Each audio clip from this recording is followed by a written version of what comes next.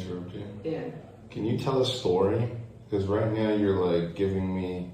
This is So very. this is the problem. I told you to do this weeks ago. You can't change my mindset like 2 minutes before. It's okay. You do these presentations all the time. Just be more casual and say what. Keep in mind from an audience's perspective. What's going to make me interested? Okay. Yes, I'm at a conference, but give me something to grab my attention so that I'm in and that I follow you all the way through. So what's a good example of patient-centered care that you've experienced over the past? Or start with a story, just... Okay, wait. Yeah. Like again, I would have preferred that we did this. Okay, well we are where we are. It doesn't matter. So this is sort of hard for me to change because I had all this practice all this time. It's not that hard to change. Anyway, what is patient-centered care? Patient-centered care is a holistic approach to care, recognizing the needs and preferences of the patient. This is what patient-centered care is. Okay, that's all you have to do. Rather than giving me that slide first, give me this slide first. What slide? This video that you're about to play. Mm-hmm. Rather than giving me what is patient-centered care, you don't want to be robotic. It's humans. You're connecting to people in the audience. Give me this video first. How can I give you this video first? Give me this video first. Why would you not? Imagine I'm in They the already audience. have my slide. They already have my slide. What I is, still have to say what patients in No, you say it after. I won't be able to do that. Why won't you be able to do that? I still have to, that is the way, I have to say what it is and I will say this is what it's not. You tell me how to say it. Doesn't really matter. It doesn't No, really... but give me an idea. You say it and then... No, it's not me saying it. No, I'm saying, you know what I'm trying to say, you say it. How would you say it? It's not so much how I would say it. Right now you're not remembering what you're saying. It's okay, just trust me. You say something. And today I'm here to tell you about patient-centered care in the modern age. And I think the best way to tell you what patient-centered care is to actually show you what it is not. And before I hit play on this video, I want you to imagine that the lady in this video is your loved one, whether it would be your mother or your grandmother, and watch it through those eyes.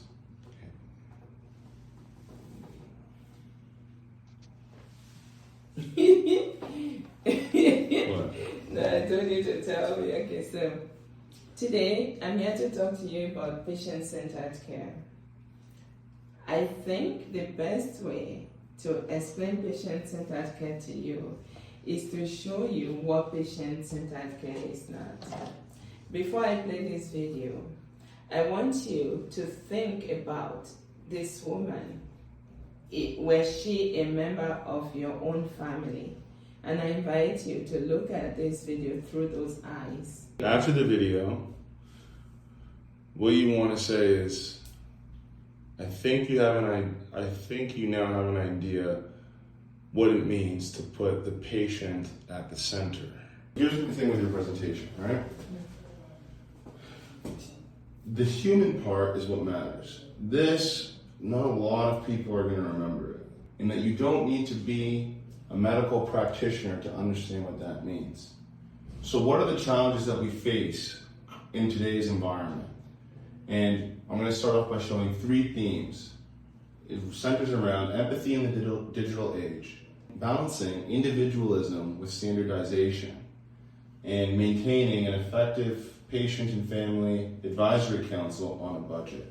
These 3 things will come together to provide solutions in our modern context. And in saying that, I actually want to bring up a case study that actually comes from my retirement home. And this is about dementia-related bias. You want to do it tomorrow?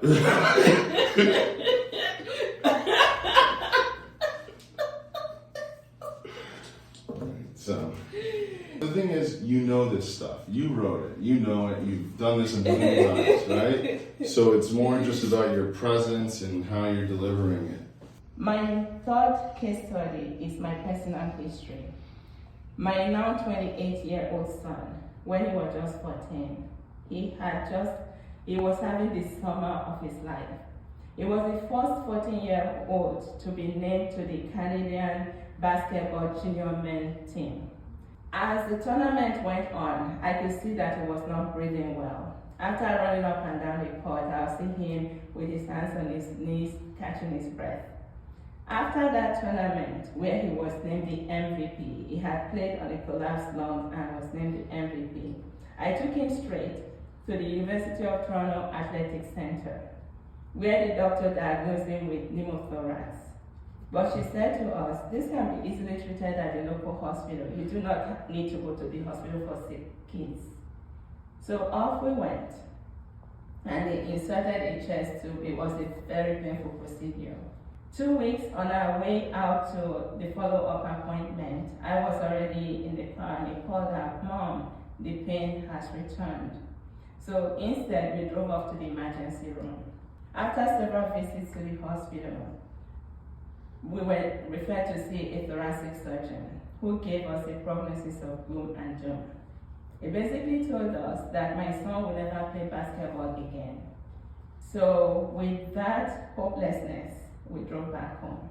And after a family conference, we decided the next day to seek second opinion.